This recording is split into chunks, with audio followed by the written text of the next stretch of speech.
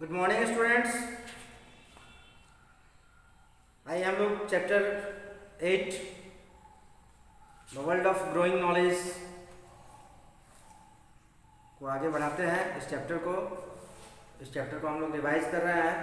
अब इसमें last class में हम लोगों ने पेपर के बारे में पढ़ा कि कैसे पेपर की शुरुआत हुई, है ना, किस प्रकार से शुरुआत हुई। उससे पहले लोग लिखने के लिए किन चीज़ों का इस्तेमाल करते थे, ये सारी चीज़ों की चर्चा मैंने पिछले क्लास में की थी, है ना। कैसे पेपिरस नामक ग्रास से एक्वेटिक प्लांट था जिससे पेपर बनाया गया स्टार्टिंग में इजिप्टियंस के द्वारा। ये सब चर्चा हम लोगों ने लास्ट क्लास में की। आज हम लोग बात करेंगे आज के क्लास में प्रिंटिंग की। प्रिंटिंग जिससे आप लोग वाकिफ होंगे, प्रिंट करना, है ना।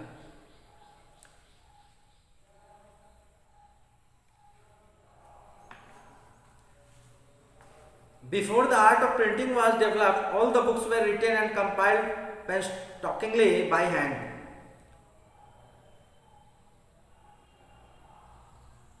लेखन की शुरुआत हो गई, है ना।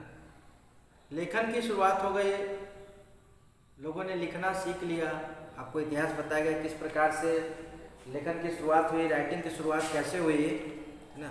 कैसे लोगों ने लिखना सीखा, उससे पहले किस प्रकार से पिक्चर बनाते थे दीवारों पे, गुफाओं की दीवारों पे, और साइन और सिम्बॉल्स का इस्तेमाल करते थे, है ना। और जब इन्होंने लिखना सीखा उसके बाद आवश्यकता पर एक प्रिंटिंग की, है ना। जब आवश्यकता होती है तो आविष्कार होता है। जब हमें ज़रूरतें महसूस होती है तो हम चीज़ों को लाते हैं, बनाते हैं, खरीदते हैं। कह रहे before the art of printing was developed all the books were written and compiled painstakingly by hand. Printing के आविष्कार से पहले पुस्तकें लिखी जाती थी, किताबें लिखी जाती थी, और ये हैंड रिटन बुक्स होते थे, हाथ से लिखा जाता था, है ना। और आप सोच सकते हैं कि हाथ से बुक लिखा जाता है, ठीक है, और उसकी कॉपी बनाने का कोई उपाय नहीं था, कोई साधन नहीं था, तो फिर लिमिटेड सोर्स होंगे, लिमिटेड बुक्स होंगे, और जब लिमिटेड बुक्स होंगे तो नॉलेज भी लिमिटेड होगा, सभी लोगों तक नहीं पहुंच पाएगा। अब हाथ से लिखने का मतलब है कि एक किताब बहुत से बहुत एक आदमी, एक राइटर 10-20 लिख सकता है, 25-30 मान के चलिए। तो किताबें की संख्या तो कम हुई, तो 25 अगर किताबें तो 25 लोग खरीद पाएंगे या ले पाएंगे या पढ़ पाएंगे, है ना। या 50 लोग उससे अगर बोरो करते हैं, मांग के पढ़ते हैं या किसी प्रकार से, तो एक लिमिटेड संख्या में ही लोगों के पास नॉलेज पहुंच पाएगा। तो ये काफ़ी दिक्कत भरा समय था, है ना। As a result books were few and quite costly. कम किताबें होती थी और उसकी कीमत ज़्यादा होती थी। Thus knowledge could not spread easily and only a few number of people had access to these books. और इसका नतीजा क्या था? हैंड रिटन बुक्स को कम संख्या में किताबें लिखी जाती थी और इसको कम लोग ही ले पाते थे या खरीद पाते थे, जो भी हो साधन। तो नॉलेज जो है उसका विस्तार नहीं हो पाता था, ज़्यादा लोगों के पास नहीं पहुंच पाता था।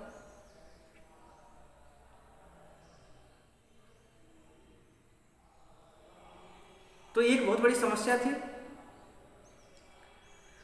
The art of printing was developed in China around the year 500 C. 500 सी यानी कॉमन एरा में जो है प्रिंटिंग की शुरुआत हुई, art of printing. They use blocks of wood to keep pictures, use blocks of wood to carve pictures on their surface. The blocks were then inked and pressed down on paper. At that time, this type of printing was not very popular because of the difficult script. अब ये printing की जो शुरुआत हुई, art of printing was developed in China around the 500 C, 500 common era, है ना, common era AD, है ना, जिसका एनो डोमिनी कहा गया और कॉमन एरा भी कहा गया। उससे पहले के समय को बिफोर कॉमन एरा या बिफोर क्राइस्ट कहा गया। तो यहाँ से शुरुआत हुई, 500 सी में शुरुआत हुई प्रिंटिंग की, और प्रोसेस थोड़ा डिफिकल्ट था। स्टार्टिंग में दे यूज ब्लॉक्स ऑफ वुड, लकड़ी का इस्तेमाल करते थे जिससे सरफेस पे पिक्चर को उकेरा जाए, बनाया जाए, है ना। The blocks were then inked, और फिर उसको इंक्स में ब्लॉक्स ऑफ जो है यानी लकड़ी को इंक में डुबाया जाता था, and then were then ink and press down on paper, और पेपर पे ऐसे प्रेस करके जो है सो प्रिंट किया जाता था।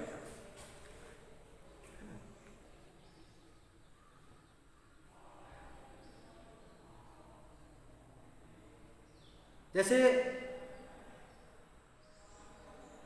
पुराने समय में, आज से अबाउट 35 ईयर्स पहले की बात कर लीजिए, उस समय लोग लकड़ी को नुकीला पेन के जैसा निब बना के और उसको इंक में डुबा के लोग लिखने का काम करते थे। तो ये जो प्रिंटिंग की शुरुआत हुई कुछ इसी प्रकार से हुई होगी। लकड़ी का यूज करते थे उसको पिक्चर्स बनाने के लिए, और फिर उससे इंक उसमें लगाया जाता था या इंक में डुबाया जाता, और फिर उसको प्रेस किया जाता पेपर पे। At that time this type of printing was not very popular, और यह जो है उस समय में पॉपुलर नहीं हुआ, प्रसिद्धि नहीं मिली इस टाइप के प्रिंटिंग को, because of the difficult script, क्योंकि उस समय लिपि भी जो था मुश्किल लिपि थी, है ना, लिपि जो है मुश्किल थी,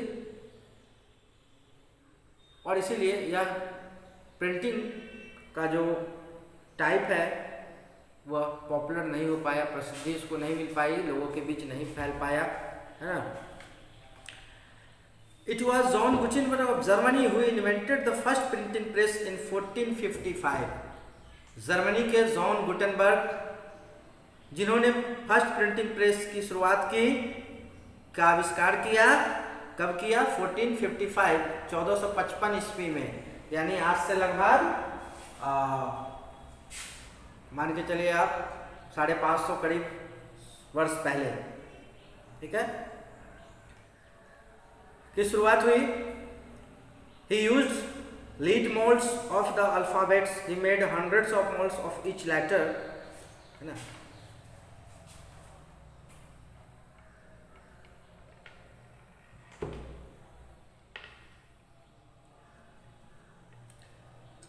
तो जब इसकी शुरुआत हुई लगभग 550 वर्ष पहले, है ना, जर्मनी के जॉन गुटेनबर्ग ने इसकी शुरुआत की, फर्स्ट प्रिंटिंग प्रेस की खोज उन्होंने की, आविष्कार उन्होंने किया, है ना। और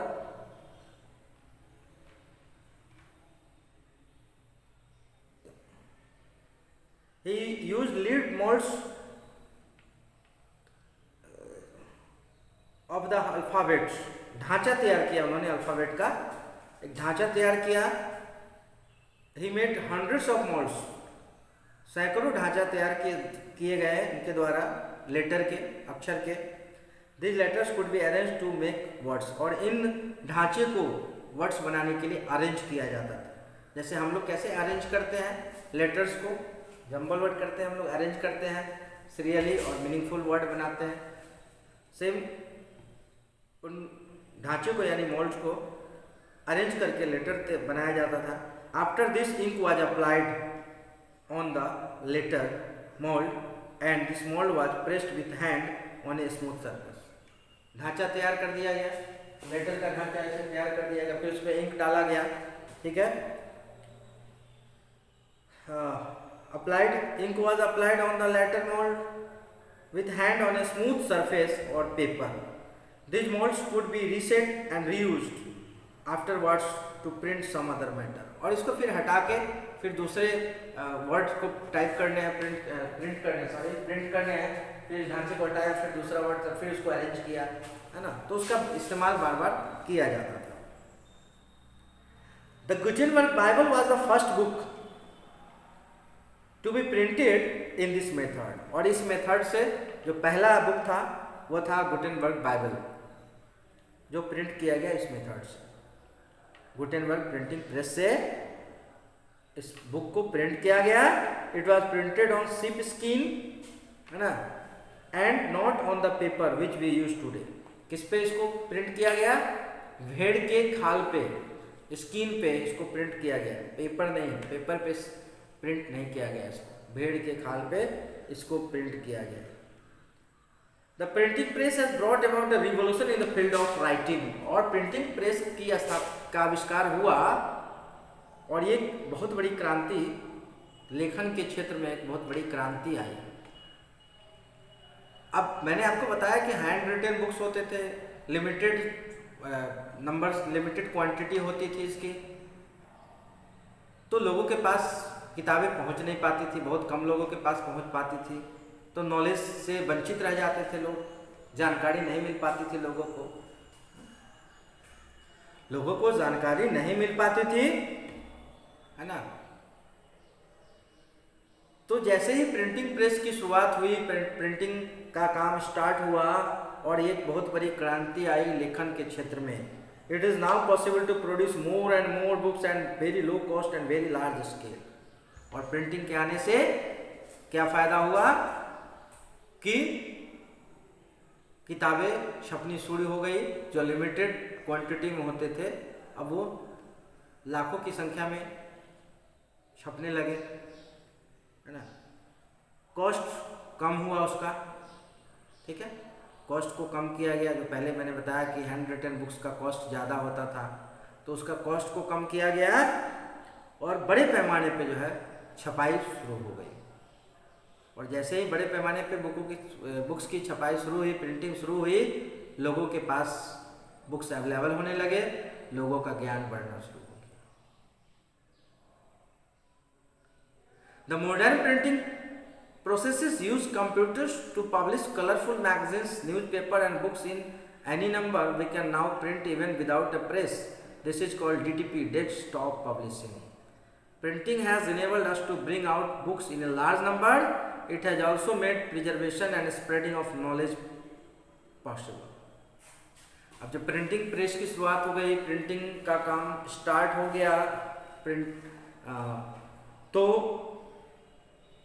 नॉलेज का विस्तार होता चला गया, किताबों की संख्या बढ़ती गई, उसके कॉस्ट को कम किया, लोगों के पास अवेलेबल होने लगा और जो है नॉलेज का विस्तार हुआ, लोगों को जानकारी मिला। अब हम अगर इस पे बात करें कि अगर हम आज से 30 साल 40 साल पीछे अगर जाते हैं, देखते हैं, तो संसाधन की कमी थी लोगों के पास, है ना, मास मीडिया नहीं था develop,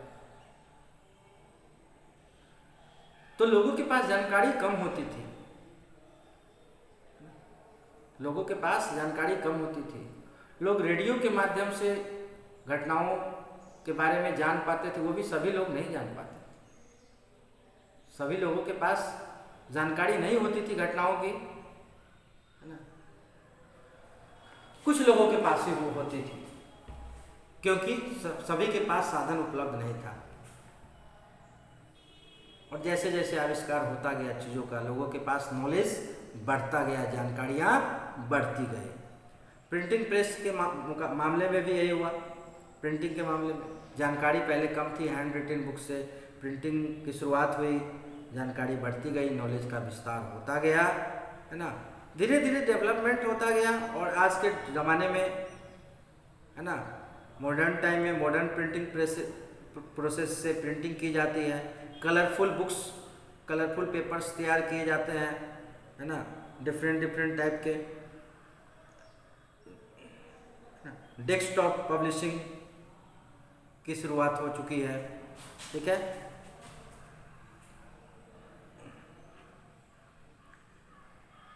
in a time of modern technology, e books और इलेक्ट्रॉनिक बुक्स, ई बुक कहा जाता है electronic books, are the new kind of books available on the internet. These books can be read either by paying for their subscription or some of them may even be available for free online.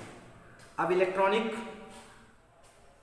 जो है book available है, internet के माध्यम से हम उस book को पढ़ सकते हैं, सब्सक्राइब कर सकते हैं, है ना?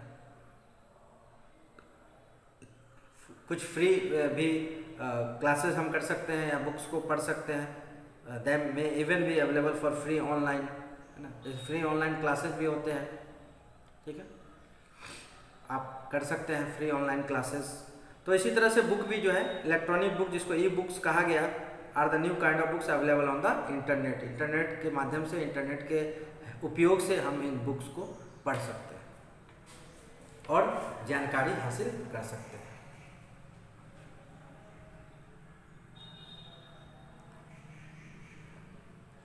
अब हम लोग बात करेंगे ब्रेल स्क्रिप्ट की। मैंने आपको बताया था कि ब्रेल स्क्रिप्ट क्या था, अंधों के लिए, the blind people, the people who are unable to see, who can not see, जो लोग देख नहीं पाते हैं, है ना, जो लोग देख नहीं पाते हैं उनके लिए एक लिपि तैयार की गई, एक स्क्रिप्ट तैयार किया गया जिससे वो पढ़ सके, और इस स्क्रिप्ट को ब्रेल स्क्रिप्ट कहा गया। और ब्रेल स्क्रिप्ट इसलिए कहा गया कि इसके जो आविष्कारक थे, जो इन्वेंटर थे, उनका नाम था लुई ब्रेल।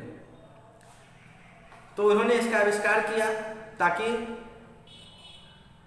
विजुअली चैलेंज बच्चों को पढ़ाया जा सके, और थोड़ा सा अलग किस्म का इन्होंने स्क्रिप्ट तैयार किया। जो स्क्रिप्ट था, ब्रेल स्क्रिप्ट जिसको कहा गया, इसमें डॉट्स का इस्तेमाल होता था, है ना, डॉट्स का इस्तेमाल किया उन्होंने पेपर पे, 6 raised dots to represent the alphabet and all the numbers. 6 dot के इस्तेमाल से इन्होंने अल्फ़ाबेट बनाया और संख्याएं बनाई, नंबर्स बनाए, ठीक है, जिनको टच करके, छू के विजुअली चैलेंज पीपल जो है, स्टूडेंट्स, इसको पढ़ते हैं और समझते हैं, है ना।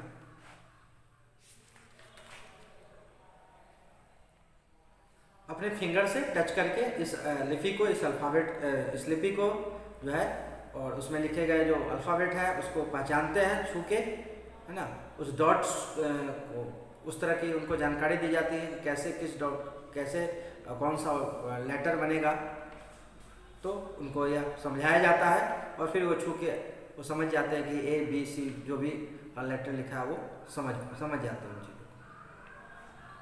Different position of the dots represent different letter. Dot का जो पोजीशन है उसको छूते हैं वो, हम आप नहीं समझ सकते हैं क्योंकि हमें आपको ब्रेल लिपि की जानकारी नहीं है, ब्रेल स्क्रिप्ट की जानकारी नहीं है, लेकिन उनको जानकारी दी जाती है विजुअली चैलेंज्ड पीपल, स्टूडेंट्स को, तो वो समझ जाते हैं। Today audio CDs are available for students who are unable to see. Audio CD भी अवेलेबल कराया जाता है, यानी ऑडियो सीडी के माध्यम से वो सुनकर जो है पढ़ाई करते हैं, सुनकर चीज़ों को समझते हैं, जानकारी प्राप्त करते हैं। This CDs are called talking books. ऐसी सीडी को टॉकिंग बुक्स कहा जाता है ना। आपको भी मिलता है बुक में, ठीक है, कई सारे बुक्स में देखा गया है कि सीडी अवेलेबल रहता है, आप भी उसका उपयोग कर सकते हैं, है ना।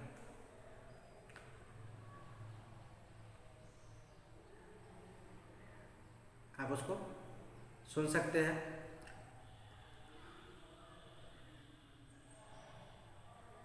These CDs are called talking books. Visually challenged students can use them to study. Even braille typewriters are available these days. और braille typewriter जिसे, यानी जिसमें ब्रेल लिपि को लिखा टाइप किया जा सकता है, ऐसे टाइपराइटर भी उपलब्ध हैं।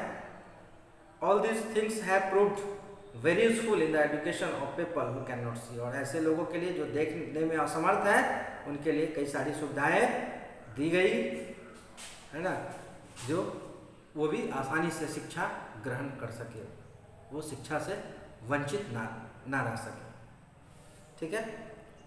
तो चलिए आज के क्लास में हम लोग यहीं पे अपने क्लास को समाप्त करते हैं। आगे हम लोग फिर इस रिवीजन, इस चैप्टर में रिवाइज करेंगे, एजुकेशन की बात करेंगे ना, the most important factor, the most important term of our life, जीवन की का सबसे महत्वपूर्ण जो है चीज़ है शिक्षा, जो हमारे जीवन में महत्वपूर्ण स्थान रखता है, इसकी चर्चा हम लोग कल करेंगे। एजुकेशन के बारे में आपको पहले बताया गया है कि क्या महत्व है शिक्षा का, तो फिर से एक बार चर्चा होगी नेक्स्ट क्लास में। तो आज के लिए बस इतना ही। Thank you and have a good day.